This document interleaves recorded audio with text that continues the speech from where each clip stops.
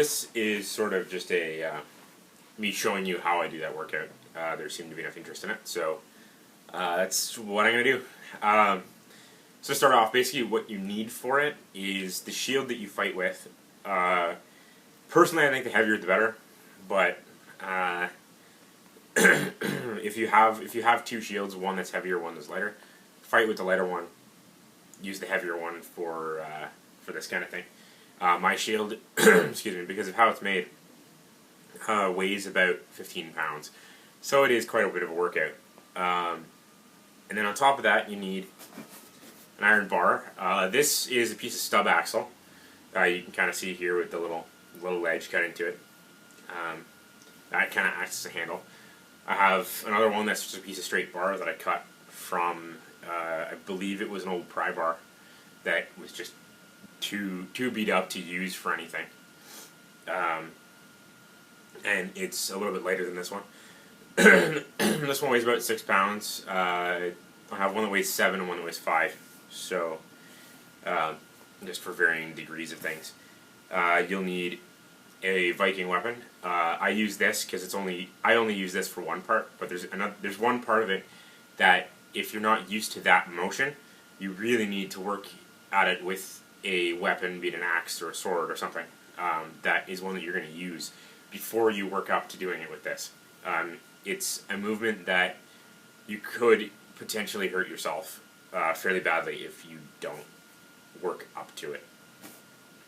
So this is used for a couple parts if you need to work up to it. It's only used for one if you don't. That's why I use the waster.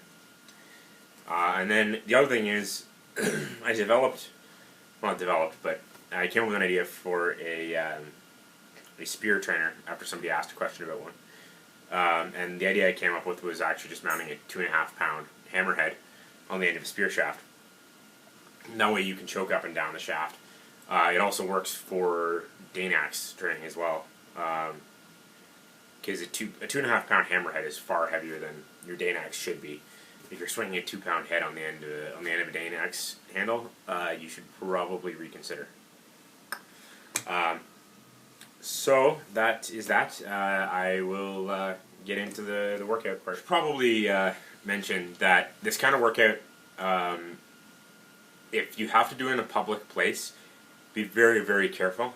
I don't want anybody to end up getting shot or arrested or something for doing something like this. Though nothing in it is actually illegal, just know the area, know the places. Like here, people aren't generally going to call the police on me. They know that I'm not posing any harm or anything because, I'm in the park with a sword for, over an hour sometimes. They know that I'm not going to, run around the park slice and dice because usually somebody does that and then they leave. They don't, that kind of thing. And, I also don't go about it in a way that makes it look like I'm going to do any damage or anything. Especially if you have the hammer. I wouldn't recommend doing it in a public place in the evening or night because that could be misconstrued by the police or spectators or whatever as a break and entering tool. And with breaking and entering, they kind of view it as guilty until proven innocent. So it's not a fun thing to do. And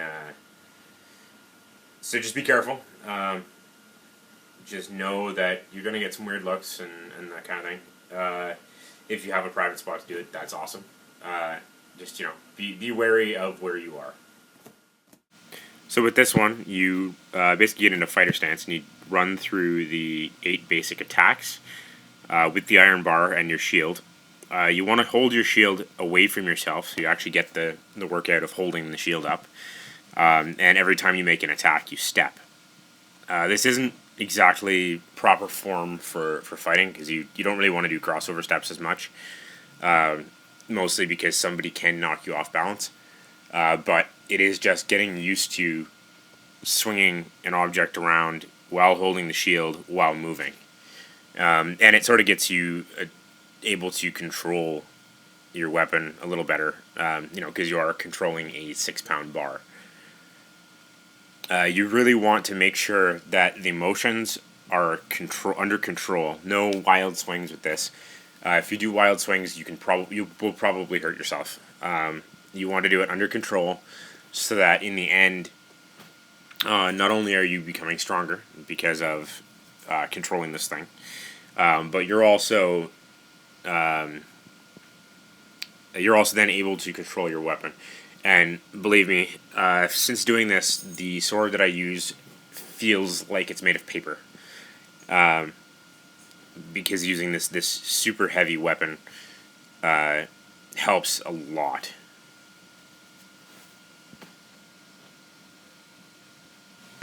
So with this one, you start out feet shoulder width apart, shield down by your hip.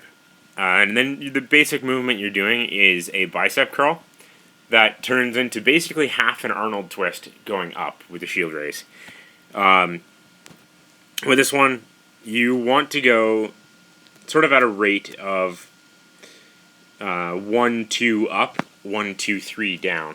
That sort of, it stretches out your muscles a little bit more and basically makes them bigger and stronger. Or at least that's the idea that I've read with weightlifting anyway. And so with this motion, you want to keep your back as straight as possible. I know that I'm leaning a little bit there. That's kind of a bad habit of mine. But definitely working on it. But you want to keep your body as straight and square as possible. And you don't want to rush things or anything like that. And you do 10 each side. So 10 on your shield side. Then you switch to 10 on your weapon side.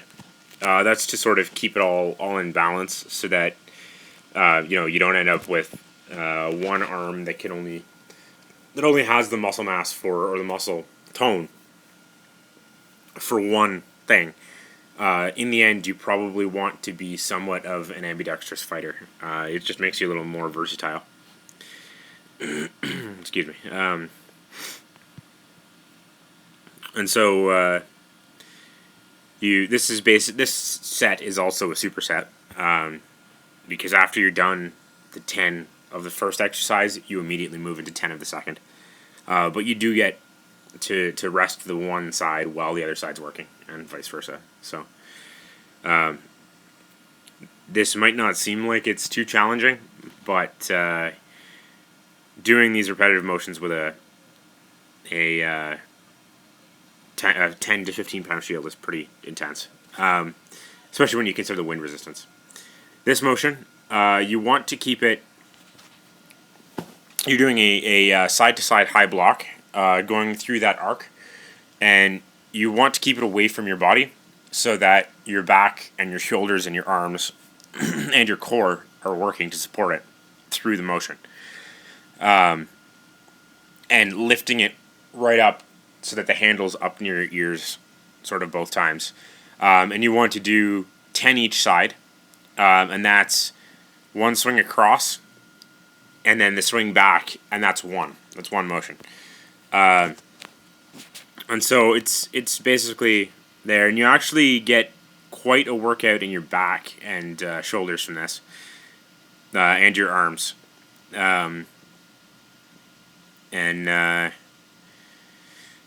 It's amazing too, the wind resistance. There was a bit of a breeze that day, so all of these movements,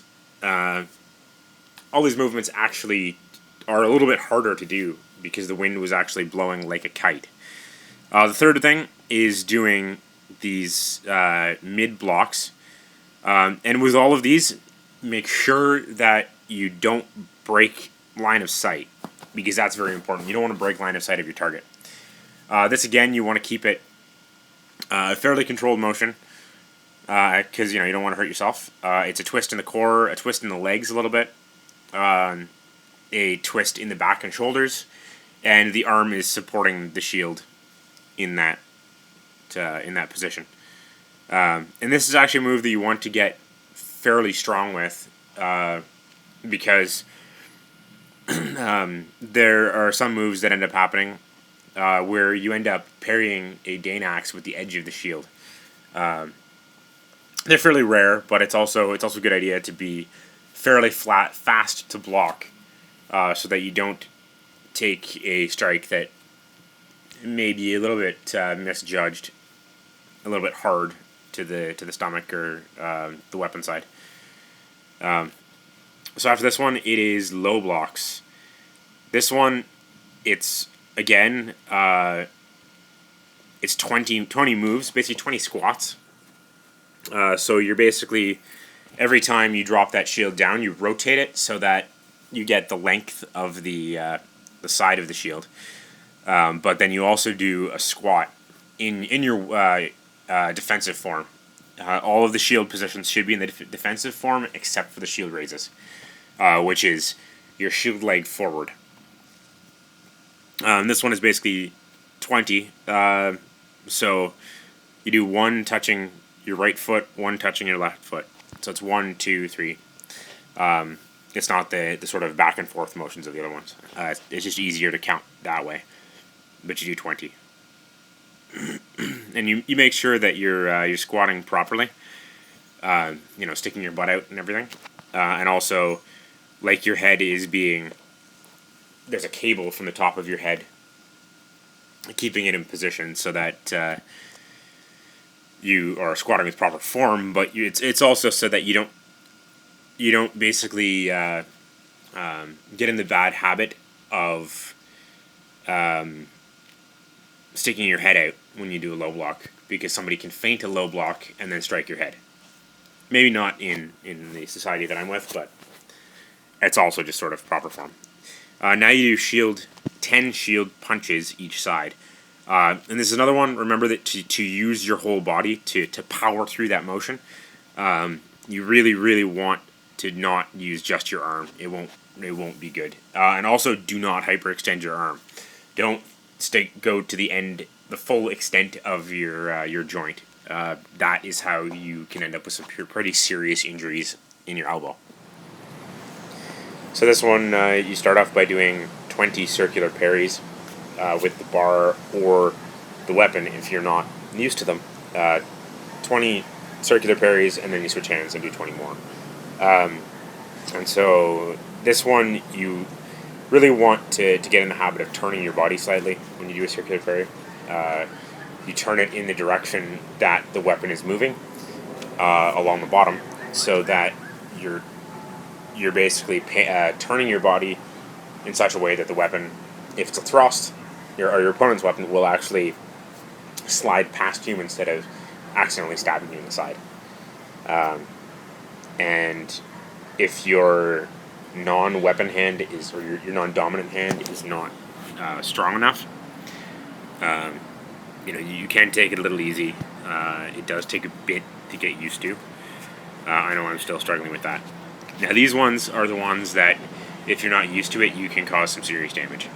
You basically are doing casts with the iron bar or the weapon. Basically controlled. You don't want to do too heavy of a strike at the end. You kind of want it to just kind of flow a little bit. And you're basically using your forearm power to power back and forth with the weapon. And this gives you the strong forearms to be able to swing and stop the weapon safely.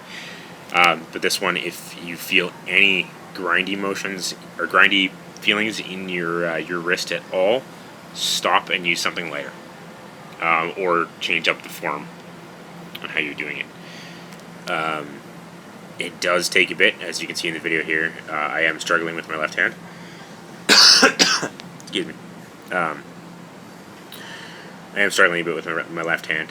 It does take a lot out of you to be able to do this, and yeah, my hands are burning there. Now for the spear training. So this one is pretty simple. You run through the 6 basic attacks with the spear. My form is awful. That's because I don't really use the spear so much. I do need to train up with it. But it's basically doing the upper attacks, which land somewhere on the pec of the opponent. You do those with the overhand, swinging down to the lower to the underhand to do the sort of the stomach area, and then the slashes to the thighs are the last 2. It's pretty self-explanatory. With the spear trainer, it's a good idea to choke up to where you find it comfortable. Eventually, you may be able to use it at the full extent of the pole, but I would find that a little bit much for anybody. And you can also use it two-handed and do the same basic attack formation or basic attack forms with that. But I think with it only being 2 pounds, a two-handed it might not do too much. It'll train a little bit, but it won't be as effective as if you doubled that weight or tripled that weight. I am trying to think of a way to make a spear trainer that is able to change the weights and stuff. And yeah, you can see that I'm struggling with this. This is very, very tough if you haven't done spear on a regular basis, anyway. So now for the Dane axe.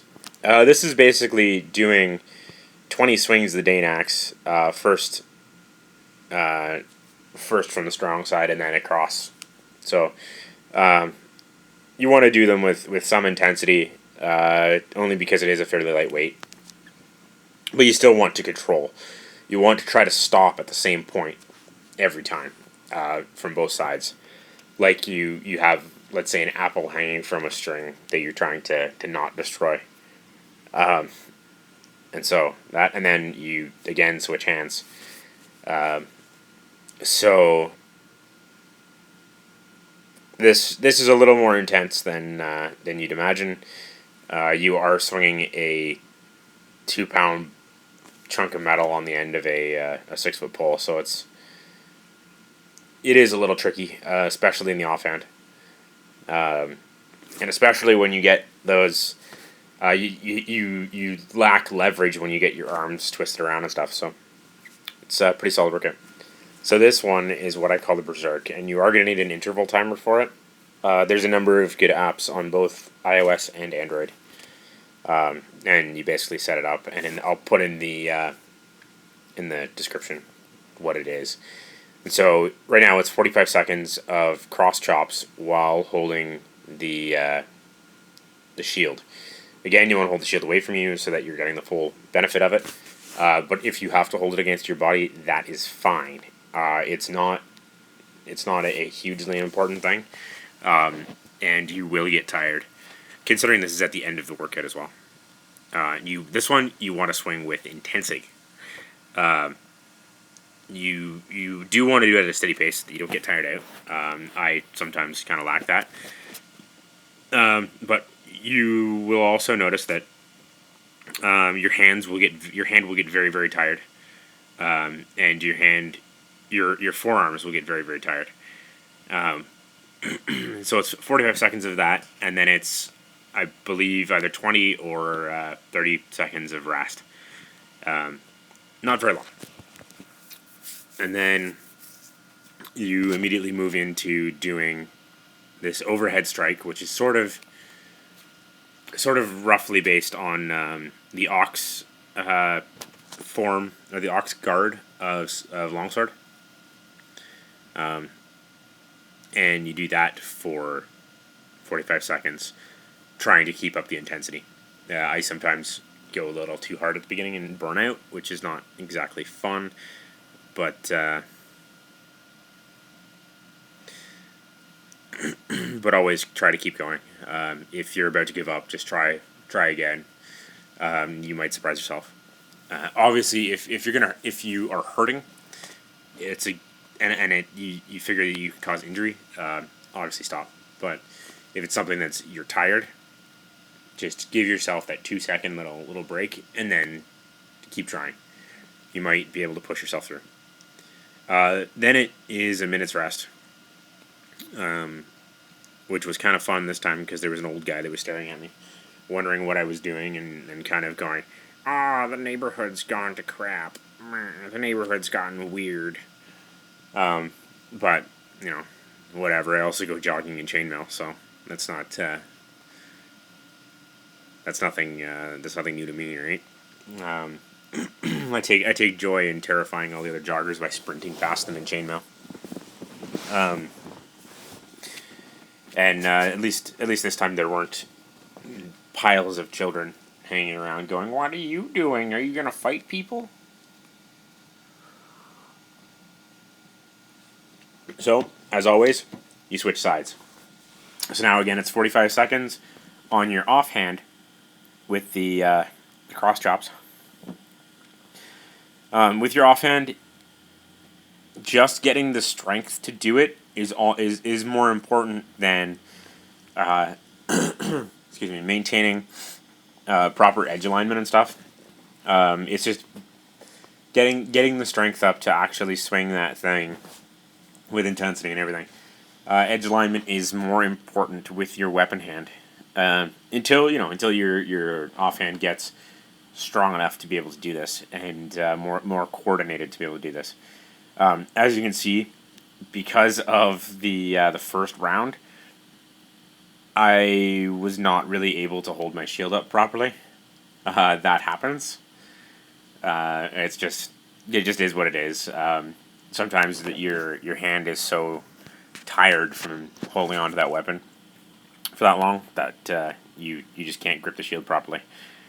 Now this one, I really try hard to keep going, but I think the lack of energy from having a cold and everything kind of got to me on this one. I'm going pretty slow here. But part of it was the music kept me going a little bit, and then I just had enough of it. I couldn't handle it anymore.